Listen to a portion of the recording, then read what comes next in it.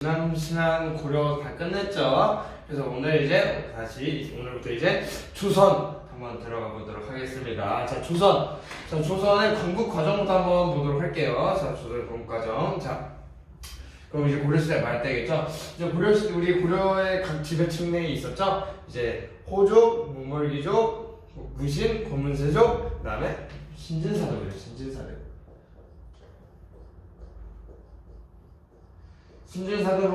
신진사대부가 이제 권력을 잡고 있을 때 이제 이 신진사대부 세력들이 또 누가 결탁을 하느냐, 바로 신흥무인 세력이에요. 신흥무인 세력.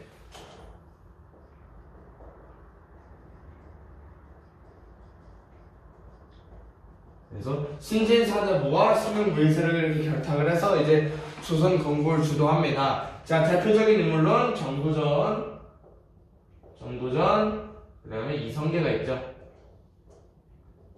이 정도전이 이제 정도전은 역성혁명, 그러니까 왕조를 새로 갈아엎어야 한다고 생각하는 사람이었어요.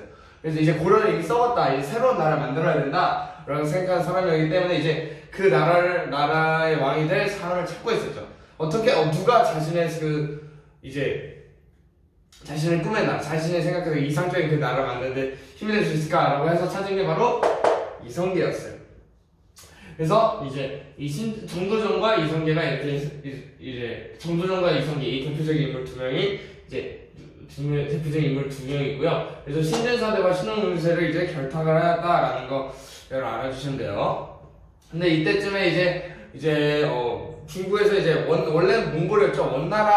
원나라가 이제 서태기 하고 이제 명나라는 새로운 나라가 세워졌는데 이 명나라가 원을 몰아내고 이제 고려한테 요구를 하는 거예요. 철령 이북당을 자신들의 명나라가 자신들의 직속령으로 삼겠다고 얘기를 한 거예요. 그러니까 뭐야? 고려 땅을 보고 야, 이제 거기 내 땅이야 할 거니까 니네 나가라고 한 거죠. 그래서 이때 또 다른 신흥무인세력 중에 한 명은 최영 이때 당시 고려 최고의 집권자였어요. 고려 최고의 실권자였죠. 그래서 최영이 이제 이거 말도 안 되네. 감히 우리 고려의 땅을 니네들이 뭔데? 니들이 뭔데? 하면서 이제 확 난 거죠. 그래서 이제 이성계한테 요동정벌을 명령합니다. 요동정벌. 이때 당시 요동은 이제 명나라 땅이었어요. 이제 명나라를 공격해라 명령한 거죠. 그래서 이성계는 말도 안 된다. 우리나라같이 작은 나라가 어떻게 명나라를 상대할 수 있겠느냐. 그러니까 말 안 된다. 막 여름이라서 막 화열 시위가 산시가 풀릴 것이고 막 이런저런 얘기하고 막 전염병이 돌 것이고 막 이렇게 얘기하는데 이래서 안 된다 하는데 그럼에도 불구하고 최영은 이성계에게 군사를 주면서 요동 정벌 진행해! 라고 명령한 거죠. 그래서 이성계 일단 시키니까 갔어요. 일단 시키니까 갔는데 이게 생각해도 이게 안 될 것 같은 거야. 이게 전쟁하면 질 것 같은 거예요. 그래서 되겠다. 근데 이러면 우리나라 다 망한다. 그래서 결단을 합니다. 그래서 한 게 뭐야? 위화도 회원입니다. 위화도라는 곳에서 이제 정확히 연도까지는 1388년에 이제 이성계가 수레타, 그러니까 위화도 회원을 이렇게 해서 이제 역으로, 그러니까 요동 정벌하라고 지금 군대를 가지고 역으로 돌아가서 최영을 제거합니다. 요걸로 이제 최영을 제거를 해요. 최영을 제거하고 이제 이성계가 고려 최고의 실권자가 됩니다. 고려 최고의 실권자가 돼요. 자, 이렇게 고려 최고의 실권자가 됐는데, 자, 이때 신진사대부 내에서도 이제 분열이 있어요. 이제 급진파와 온건파로 나뉘는데, 이제 급진파의 대표적인 인물은 바로 우리 역성혁명, 왕조를 갈아엎자. 이 고려는 썩었다. 썩은 그릇에서는 아무리 맑은 물을 넣어도 그 물을 썩는다라고 주장하는 급진파. 정도전의 대표적이었군요. 그다음에 온건파로는 우리 정몽주. 우리 아시죠? 정몽주가 대표적인 인물이었어요. 그래서 이 두 세력이 갈등을 빚죠. 갈등이 점점 깊어지는데 그 와중에 이제 그거와 별도로 이제 그건 나중에 이성계만 다룰 때 할게요. 네. 이제 급진파, 온건파 이렇게 대립이 극심해집니다. 근데 이때 이제 직접 행동으로 나선 게 바로 그러니까 나중에 태종이 될 이방원이죠. 이성계의 아들 이방원이에요. 이방원 여기서 정몽주를 찾아갑니다. 정몽주를 찾아가서 이제 이렇게 막 술을 마시면 이런 시를 날려. 이런 들었다리 저런 들었다리 하면서 막 이렇게 시를 말해요. 이거 아시죠? 이거 되게 유명한 거. 이런 들었다리 저런 들었다리 막 어디서부터든지 잘 살면 되지 막 이런 식으로 시를 하는데, 근데 정몽주가 거기서 답가를 합니다. 이봉이 99조 100번 고쳐주고 하면서 아 내가 어떻게 고를 배신할 수 있겠느냐 이런 의리 없는 자식들 하면서 이제 시를 읽는 거예요. 그래서 이방원이가 알았다 하고 이제 부하들 시켜서 철퇴로 우리 정몽주 아저씨의 머리를 그냥 부셔버렸던 게, 부셔버려서 이제 온건파 사대부 세력들이 제거가 돼버리고 이제 급진파 사대부들과 이제 우리 신흥문색 우리 이성계 세력들이 합쳐서 세운 게 바로 조선이다라는 거 여러 알아주시면 돼요.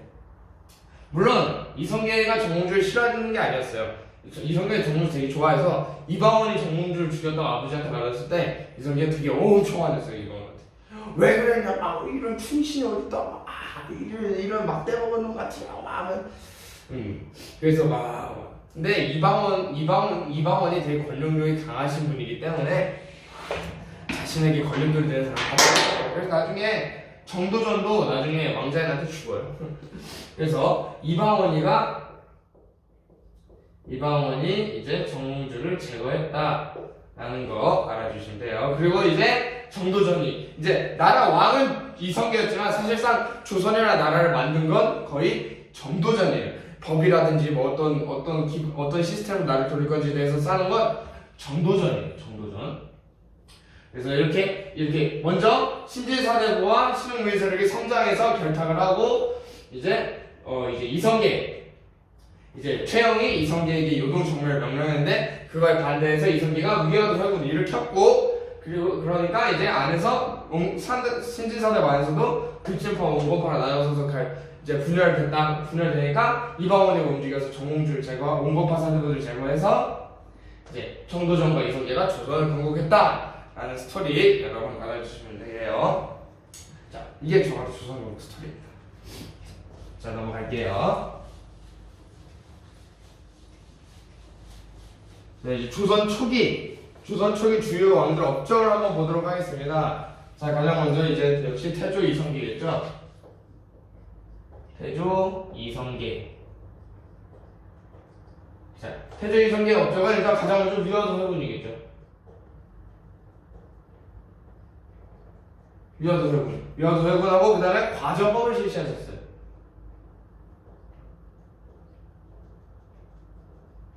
엄연히 따지면 아직 조선이 건국되기 이전 고려할 때 실시하신 건데, 과저법에 뭐냐면 관리를 월급 주는 제도예요. 그동안 이제 건물세력의 특징이 뭐였어요? 대농장이었잖아요. 그러니까 땅을 불법적으로 많이 소유하다 보니까 이제 신진사대부들이 먹고 살 그 땅이 없는 거예요. 그래서 그걸 다시 이게 재분배한 거죠. 그래서 그건데, 과저법인데 이거 특징이 뭐냐면 기본적으로는 세습이 안 돼요. 세습이 불가능해요. 근데 예외인 경우가 두 가지 경우가 있어요. 그걸 바로 이제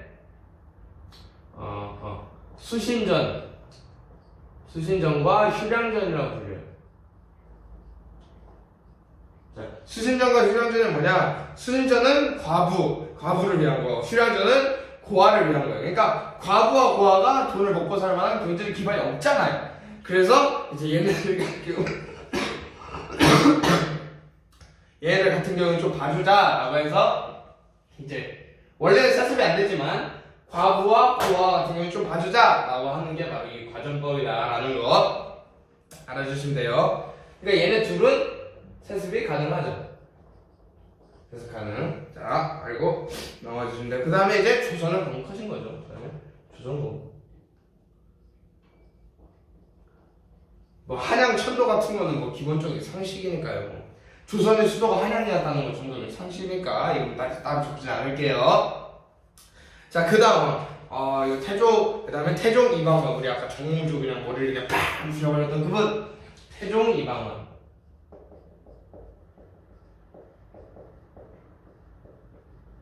이름은 알 필요까지는 없는데 그래도 이제 우리가 이성계도 그렇고 이방원도 그렇고 우리가 이름 알잖아. 이름 안다는 것 자체가 원래 이 사람은 왕이 될 수 없었다. 그러니까 왕이 될 운명이 아니었다라는 거예요. 그러면 이방원은 어떻게 왕이 됐느냐? 바로 1, 2차 왕자의 날. 1, 2차 왕자의 난을 통해서 권력을 잡았어요. 그러니까 1차 왕자의 난때 정도전을 죽였죠. 정도전 죽이고 이제 또 자기 형제를 죽이고 막 이렇게 해서 왕이 된 거예요. 그러니까 피로써 자기가 왕의 자리에 오르게 된 거죠. 자, 이렇게 되니까 그 왕의 자리에 오르게 했지만 정통성이 없잖아요. 그래서 왕권을 강화하기 시작합니다. 원래 조선은 왕권과 신권, 그러니까 왕권과 신권의 조화로운 그게 있어야 돼요. 그게 정도전이 추구한 추구한 나라거든요. 왕이 없어도 나라가 잘 흘러갈 수 있는 그런 나라. 그러니까 재상 중심의 정치를 추구했던 게 정도전이 생각했던 나라였어요. 제가 여기 이성재 설명할 때 정도전 아는데 지금 잠깐 정도전 먼저 설명할게요. 자, 정도전. 이성계 남자예요. 삼봉 정도전. 자, 정도전은 이제 성리학을 중심으로 통치 이념을 세웠어요. 그래서 불교를 굉장히 싫어했죠. 숭유, 억불 이란 말 들어보셨는지 모르겠는데, 그러니까 유교를 숭상하고 불교를 억압한다. 그러니까 고려 때 불교의 안 좋은 모습을 너무 많이 본 거예요. 정도전뿐만 아니라 신진 사대부들이 다 그랬어요. 그리고 불교를 엄청 싫어했어요. 그래서 근데 조선 신진 사대부들이 세운 나라잖아요. 그래서 조선 때는 이제 숭유 억불 정책으로 이렇게 쭉 갑니다. 불교를 완전 억압해요. 완전 탄압합니다. 그리고 이제 재상 중심의 정치를 해요.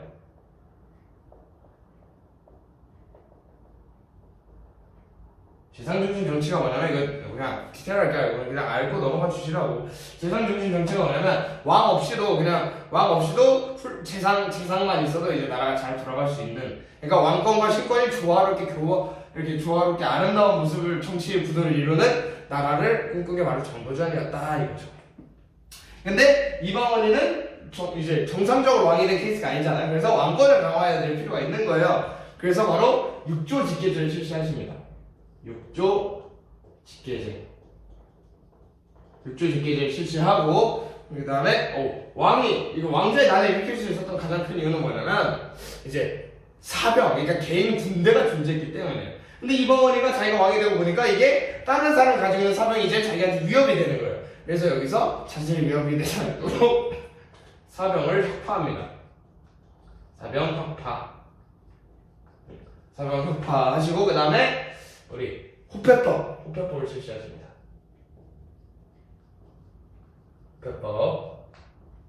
호패법은 이제 지금 신분증 같은 거, 신분증. 자, 그리고 여기서 이제 육조 직계제가 뭐냐라고 하시는 분들이 있을 수 있는데, 원래 조선은 의정부 서사제예요.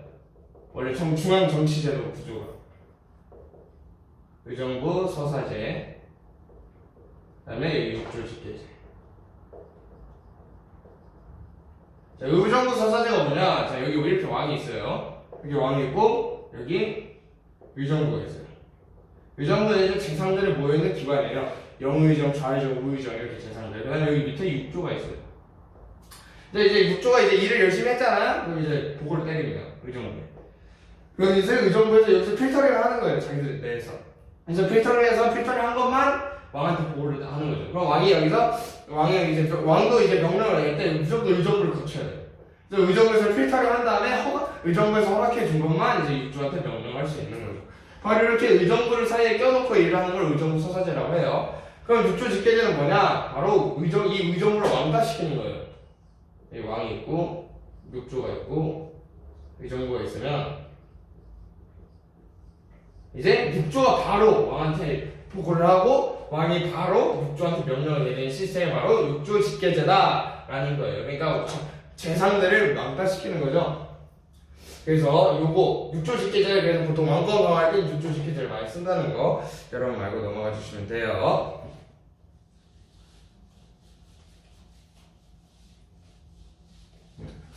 그리고 아까 정도전 할 때 계속 잘 까먹었는데, 여러분 이거 숭유억불 정책 이제 우리 신진사대부들 불교 되게 싫어했다 하잖아요. 정도전에서도 그 모습을 찾아볼 수 있는 모습이 어디냐면 불시잡변이라는 책에서 알 수 있어요.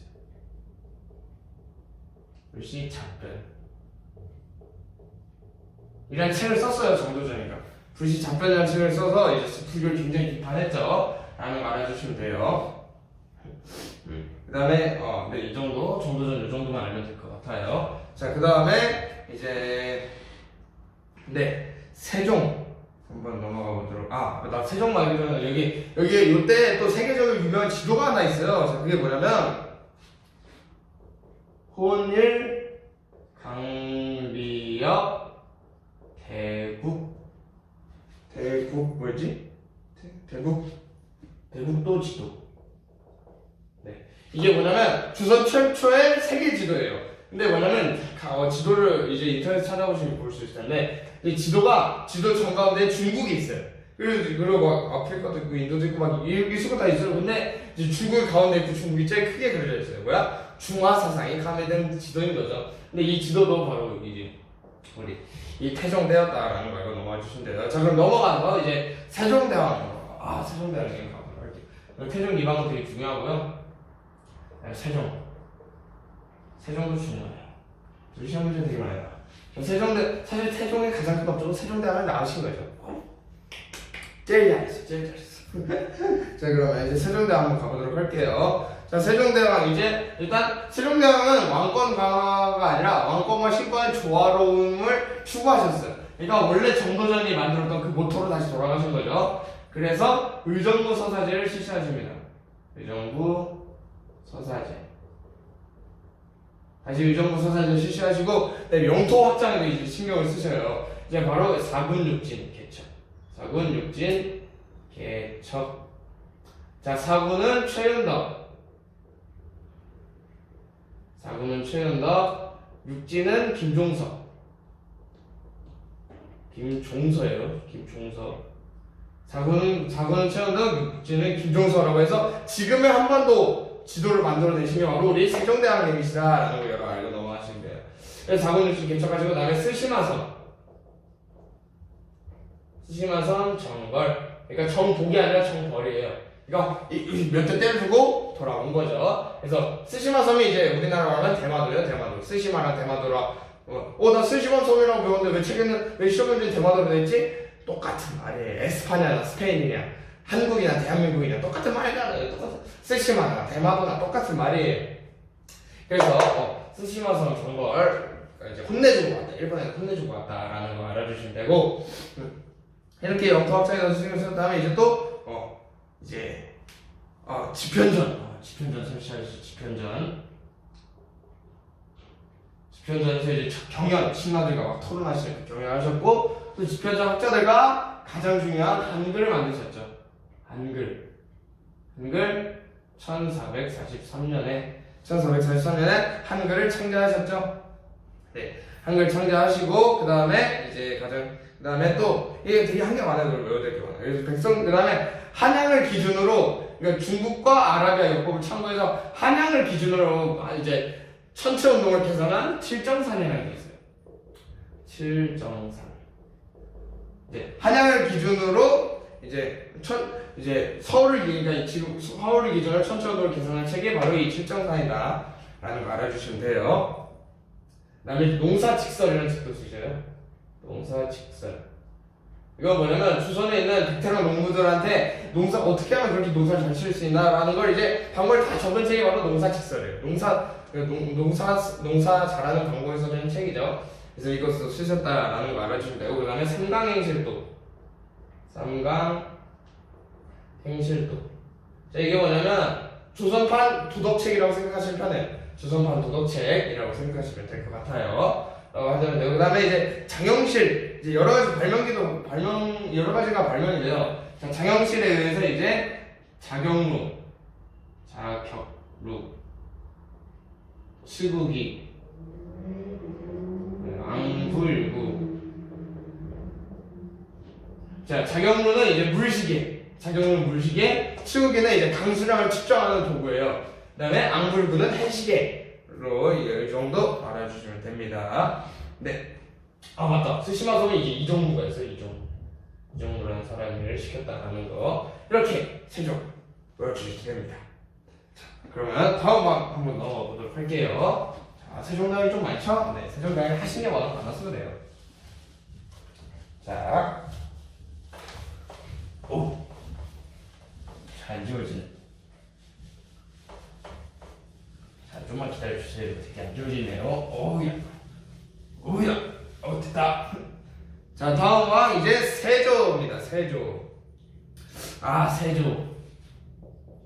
세조는 이제 수양대군이에요. 세종의 아들이에요.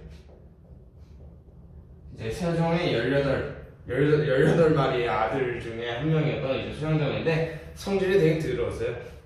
성질이 되게 더러웠는데 이제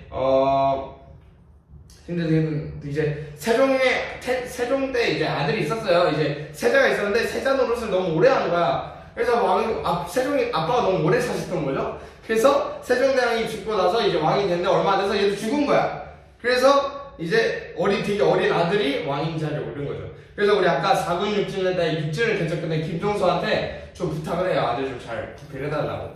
그래서 하는데 세조가 우리 수양대군이 보기에는 나라가 지금 점점 이씨의 나라, 그러니까 조선이 이씨의 나라잖아요. 근데 김씨의 나라가 돼가는 것 같다. 이거 안 되겠다. 내가 바로 잡아야겠다 하면서 김종서를 죽이면서 일으키는 게 바로 개유정난이에요. 개유년에 이게 정자가 발을 정자에서 잘못되는 것을 바로 잡았다. 근데 이건 지극히 수양대군 관점입니다, 여러분. 근데 그렇다니까 그렇다 해주자고요. 그래서 개유정난이 일으키는 왕을 잡았고 당연히 정통성이 없으니까 육조직계제를 실시해요. 육조직계제를 실시하시고 그 다음에 이분은 이제 또 특별하게 직전법을 실시하십니다. 직전법은 뭐냐면 이제 과전법이랑 똑같은 거예요. 근데 대신에 과전법에는 우리 세습은 안 되지만 수신전과 휴량전을 통해서 세습이 가능하다 했죠. 그래서 이거 기육정수기를 악용하는 사람이 너무 많은 거예요. 그래서 안 되겠다. 수신전이나 휴량전 폐지해. 아예 세습 불가능해. 라고 하면서 만든 게 직전법이다. 라는 거 알아주신대요. 세습이 아예 불가능하게 됐다. 이게 직전법이라는 거 그리고 넘어가 주시면 될 것 같아요. 자, 그 다음에 성종 한번 가보도록 할게요. 성종. 자, 성종의 가장 큰 업적은 이제 경국대전이죠. 경국대전. 자, 경국대전이 뭐냐면 이제 조선 최고의 조선의 기틀이 되는 법전이에요. 조선의 모든 법이 기틀이 되는 법전이라서 경국대전 편찬을 완성하고 반포했다 라는 거 알아주시면 돼요. 그럼 편찬 시대가 언제 시작되느냐? 바로 세조 때 편찬을 시작했어요. 경국대전 편찬 시작. 세조 때 시작을 해서 성종 때 완성이 된 거예요. 그래서 이걸 보면서 우리 조선은 굉장히 법치주의, 그러니까 법대로 처벌하려고 하는 걸 굉장히 열심히 노력을 했어요. 법대로 무질서한 게 아니라 이제 딱 법을 세워서 이제 억울한 사람 없게끔 하려는 이제 법치주의 국가를 꿈꾸던 게 바로 조선이었다. 물론 신문제 안에서 이게 좀 함정이죠. 그래서 경국대전 이제 반포하셨고 그 다음에 홍문관을 설치하셨어요. 홍문관이 뭐냐면 예전에 세종대왕님이 세우셨던 집현전이랑 똑같은 거예요. 그럼 얘는 똑같은 거 왜 만들었냐? 바로 세조 때 집현전이 없어졌거든요. 세조가 집현전이랑 경연을 아예 없애버렸어요. 근데 성종이 다시 부활시키죠. 근데 그럼 왜 집현전 이름 똑같지 않느냐? 선왕이 없애버리니까 똑같은 이름을 쓸 수가 없어요. 그래서 이름만 바꾸고 이제 똑같이 집현전과 똑같이 경영을 담당하는 이 홍문관을 설치했다는 거 여러분 알아주신대요. 그 다음에 이제 추가로 이제 관수관급제를 실시해요. 관수관급제가 뭐냐? 원래 과전법이나 직전법에 이제 땅을 주면은 이제 거기서 이제 세금을 이제 조세를 받을 수 있는 그 수조권을 줬어요. 근데 이러니까 너무 막 뜯어먹는 거야, 관리들이. 그래서 이제 관수관 안 되겠다. 나라에서 백성들한테 세금을 걷고 그 나라에서 이제 말인들한테 월급을 주는 제도를 관수관급제도라고 해요. 그러니까 직전법이 폐지된 게 아니라 직전법에다가 이 관수관급제가 추가된 거다라는 개념으로 여러분 알아주시면 돼요. 자, 그러면 조선 초기 왕은 여기까지, 조선 초기 왕 업적 여기까지 하도록 할게요. 자, 그러면 이제 조선의 주요 정치 기구들을 한번 보도록 하겠습니다. 정치 기구. 한번 알아보도록 할게요. 자, 아까 말했죠. 일단 의정부가 있죠. 의정부는 이제 영의정, 좌의정, 우의정들이 모여서 이제 정책의 심의를 경정, 그러니까 국정을 총괄하는 이제 최고 기관이죠. 최고의 기구예요. 조선 최고의 기구. 의정부가. 자, 그 다음에 6조. 우리 고려 때 이성 6부 육부 배웠었죠? 그 6부랑 똑같아요. 6조는 걔랑 똑같아요. 이제 그냥 부서별로 이제 6개 부서가 있다는 거 정도를 알아주시면 되고, 네, 여러분 진짜 외워야 되는 건 이제 승정원과 의금부, 그 다음에 요거와 성격이 반대되는 3사, 그러니까 사관원, 사원부, 홍문관. 자, 이렇게가 대립이 되는 구조인데, 자, 승정원과 의금부는 이제 승정원은 왕령 출납, 그러니까 왕의 비서기관 같은 경우고요. 의금부는 뭐야? 왕의 특별 재판기관이에요. 그러니까 왕권을 강화하는 데 힘쓰는 친구들이 이 두 친구들이죠. 그러면 3사는 뭐냐? 바로 우리 고려 때 대간 기억하시죠? 대간? 그러니까 3사는 조선의 언론기관이에요. 언론기관. 그러니까 까는 거죠. 이제 왕이 잘못된 일을 하거나 이제 그럴 때마다 이제 까는 거죠. 그래서 언론기관 역할을 했다라는 거, 이제 요 간쟁, 봉박, 서경 이런 것들 담당한 대간, 고려 때 대간을 담당했던 애들이 조선은 뭐야? 3사다라는 거 알아주시면 돼요. 그래서 고려 때 3사와 조선의 이 3사를 구별하는 문제가 꽤 나오는 편이에요. 그래서 3사는 언론기관, 승정원과 의금부는 왕권 강화라고 이렇게 알아주시면 될 것 같아요. 네, 이 정도 알아주시면 되고, 그 다음에 춘추관이 있어요. 춘추관은 뭐냐면 역사서, 그러니까 조선왕조실록 있죠?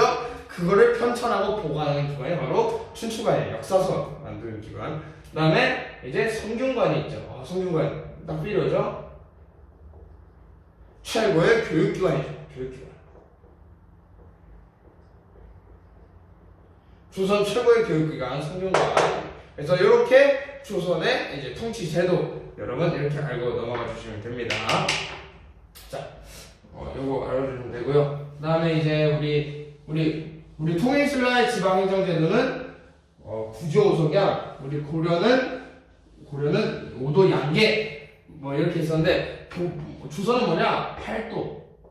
팔도다. 8개 비빔면으로 생각하시면 비빔면, 팔도 비빔면이죠. 조선은 전국을 8도로 나눴고, 모든 군현의 지방관 파견. 고려는 그러지 못했잖아요. 모든 지방관을 파견하지 못해서 지방관이 가지 못하는 곳은, 그런 속현들은 향리들이 거기서 지방관 역할을 했었는데, 조선은 나라 힘이, 중앙 정부 힘이 세기 때문에 이제 모든 군현에 지방관을 파견할 수 있었어요. 그러니까 뭐야? 향리들이 고려 때보다 조금 낮은 대우를 받게 됐죠. 그러니까 더 안 좋게 된 거죠, 향리들한테는. 그래서 모든 지역에 지방관을 파견했고, 고려 때는 향 부곡소가 존재했잖아요. 조선에는 향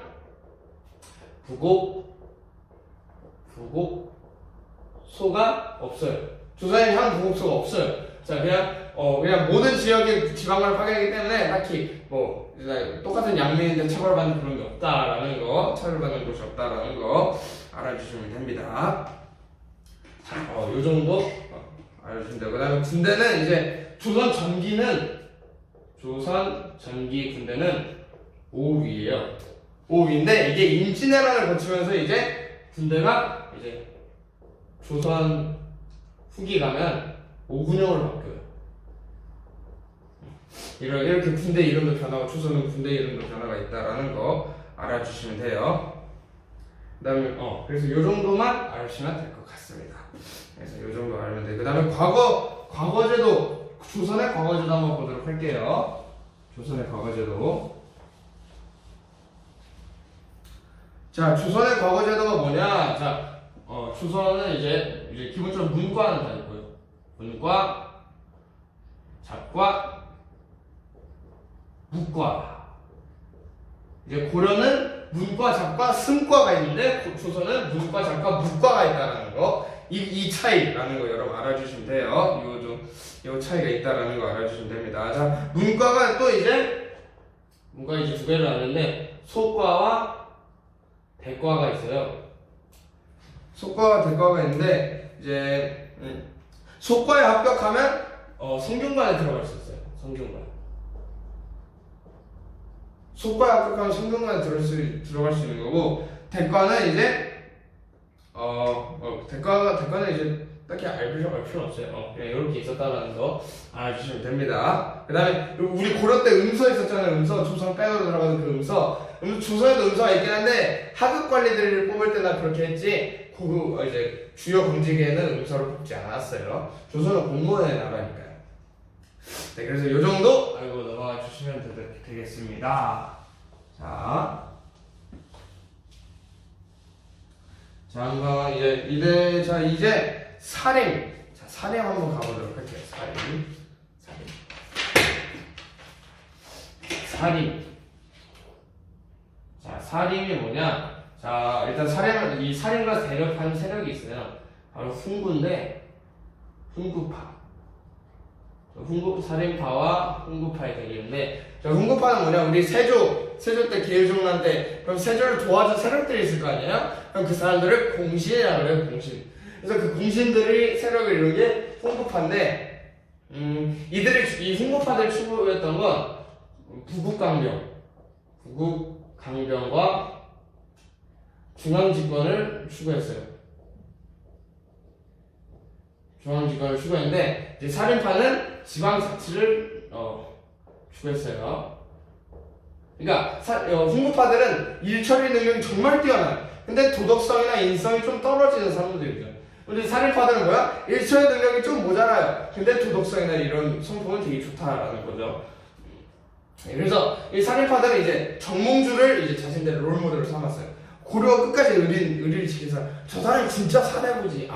우리 저 사람 같아야 돼. 라고 해서 우리 살인파들의 로망은 뭐였냐면 이제 3사에 들어가는 거였어요. 그러니까 언론기, 그러니까 위에 계신 분들을 깔 수 있는 3사에 들어가는 게 꿈이었어요. 그래서 3사를 살인들이 딱 들어와서 이제 훈구파를 막 까기 시작하는 거예요. 막 까기 시작하니까 이거 듣고 싶겠어요? 듣기 싫죠, 훈구파 애들이. 그래서 이거 훈구파 애들이 살인파 애들을 숙청하는 그 사건들을 살인이 화를 입었다 해서 사화가 했어요. 그래서 그 사화가 4가지가 있는데 한번 보도록 할게요. 자, 먼저 무오사화, 갑자사화, 그다음에 기묘사화, 그다음에 을사사화. 사화 중에서는 기묘가 제일 중요해요. 자, 요 무오사와 갑자사화는 연산군대예요. 조선 최고의 미친 왕이죠. 폭군. 조선 최고의 폭군인데, 자, 이제 각자 사화마다 키포인트가 있어요. 뭔지 검정고시라서 뭔지 이해하실 필요 없어요. 그냥 외우시면 돼요. 자, 무오사화는 조의제문. 그러니까 이걸 김종직이라는 사람이 김종직의 조의제문이 키포인트예요. 그래서 시험 문제 때 김종직의 조의제문 나오면 이거 무오사화 말하는 거구나 라는 거 알아주시면 돼요. 자, 갑자사화는 패비은씨. 자, 패비은씨가 뭐냐? 우리 연산군 어머니예요. 그러니까 억울하게 돌아가신 분이죠. 그래서 사실 갑자사화는 살인뿐만 아니라 이 패비은씨 사건과 관련되어 있는 모든 훈급하던 살인들 가릴 것 없이 다 죽여버렸던 게 바로 우리 연산군 미친 조선 최고의 또라이다라는 거 알아주시면 돼요. 그다음에 기묘사화가 중요한데 이건 좀 스토리텔링이 필요해요. 기묘사화는 이제 중종 때예요. 중종 때인데, 자, 중종 때 이제 기묘사화는 이제 기본적으로 조광조예요. 조광조가 이제 중종의 조광조를 되게 좋아했어요. 조광조가 한 일들 때문에 이제 훈구파들 시험하는데 무엇을 했는지 한번 보도록 할게요. 자, 조광조는 이제 먼저 현량과를 실시했어요. 현량과. 그러니까 과거 제도가 정시라면 현량과는 약간 수시 같은 느낌이에요. 그래서 이제 현량과를 통해서 이제 자기 같은 세력 사람들이 대거 등용을 해요. 사람들이 대거 등용해서 자기 팀을 늘리는 거죠. 그다음에 현역과를 실시하고 그다음에 소격서를 폐지해요. 소격서 폐지. 소격서는 이제 도교 행사를 관장하던 기관이었어요. 그래서 근데 이거는 황제 국가가 하는 짓이다. 황제 국가가 하는 것이다. 우리는 할 수 없다라고 하면서 조광조가 소격수를 없애버렸어요. 사실 이때부터 약간 트러블이 있었다고 해요. 중종이랑. 소격수 배경 가장 치명적이었던 미훈 삭제. 그러니까 세조 때 있었던 이제 공실록이 연산군 이제 중종의 왕이 될 수 있었던 이유가 뭐냐면 이제 중종 반정